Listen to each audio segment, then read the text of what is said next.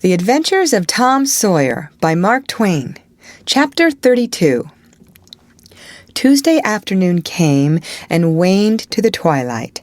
The village of St. Petersburg still mourned. The lost children had not been found.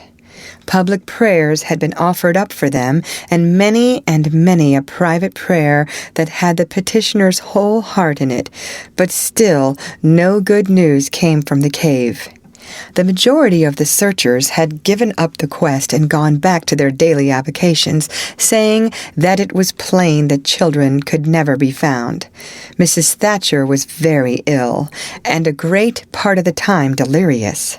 People said it was heartbreaking to hear her call her child and raise her head and listen a whole minute at a time, then lay it wearily down again with a moan.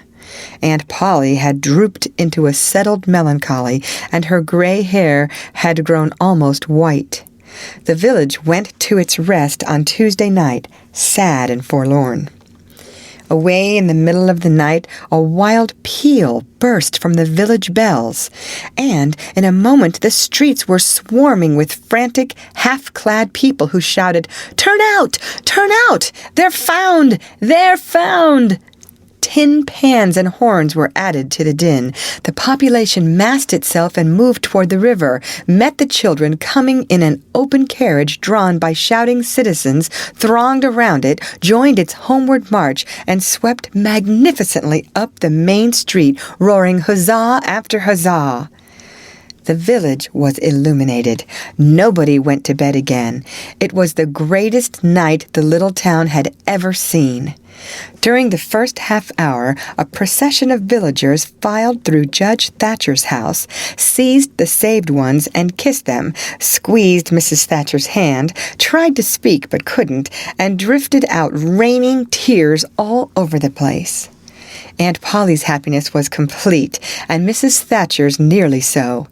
It would be complete, however, as soon as the messenger dispatched with the great news to the cave should get the word to her husband. Tom lay upon a sofa with an eager auditory about him and told the history of the wonderful adventure, putting in many striking additions to adorn it withal, and closed with a description of how he left Becky and went on an exploring expedition, how he followed 2 avenues as far as his kite line would reach, how he followed a third to the fullest stretch of the kite line, and was about to turn back when he glimpsed a far-off speck that looked like daylight, dropped the line and groped toward it, pushed his head and shoulders through a small hole, and saw the broad Mississippi rolling by. And if it had only happened to be night, he would not have seen that speck of daylight and would not have explored that passage any more. He told how he went back for Becky and broke the good news, and she told him not to fret her with such stuff, for she was tired and knew she was going to die and wanted to. He described how he labored with her and convinced her, and how she almost died for joy when she had groped to where she actually saw the blue speck of daylight, how he pushed his way out of the hole and then helped her out, how they sat there and cried for gladness, how some men came along in a skiff, and Tom hailed them and told them their situation and their famished condition, how the men didn't believe the wild tale at first because, said they, "you are 5 miles down the river below the valley the cave is in." Then took them aboard, rowed to a house, gave them supper, made them rest till 2 or 3 hours after dark, and then brought them home.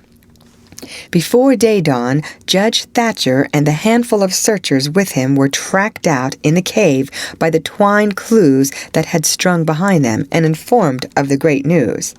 3 days and nights of toil and hunger in the cave were not to be shaken off at once, as Tom and Becky soon discovered. They were bedridden all of Wednesday and Thursday, and seemed to grow more and more tired and worn all the time. Tom got about a little on Thursday, was downtown Friday, and nearly as whole as ever Saturday. But Becky did not leave her room until Sunday, and then she looked as if she had passed through a wasting illness. Tom learned of Huck's sickness and went to see him on Friday, but could not be admitted to the bedroom. Neither could he on Saturday or Sunday. He was admitted daily after that, but was warned to keep still about his adventure and introduce no exciting topic. The widow Douglas stayed by to see that he obeyed. At home, Tom learned of the Cardiff Hill event. Also, that the ragged man's body had eventually been found in the river near the ferry landing. He had been drowned while trying to escape, perhaps. About a fortnight after Tom's rescue from the cave, he started off to visit Huck, who had grown plenty strong enough now to hear exciting talk, and Tom had some that would interest him, he thought. Judge Thatcher's house was on Tom's way, and he stopped to see Becky. The judge and some friends set Tom to talking, and someone asked him, ironically, if he wouldn't like to go to the cave again. Tom said he thought he wouldn't mind it. The judge said, "Well, there are others just like you, Tom. I've not the least doubt. But we have taken care of that. Nobody will get lost in that cave anymore." "Why?" "Because I had its big door sheathed with boiler iron 2 weeks ago and triple locked, and I've got the keys." Tom turned as white as a sheet. "What's the matter, boy? Here, run, somebody. Fetch a glass of water." The water was brought and thrown into Tom's face. Now, you all right? What's the matter with you, Tom?" "Oh, Judge, Injun Joe's in the cave." End of chapter.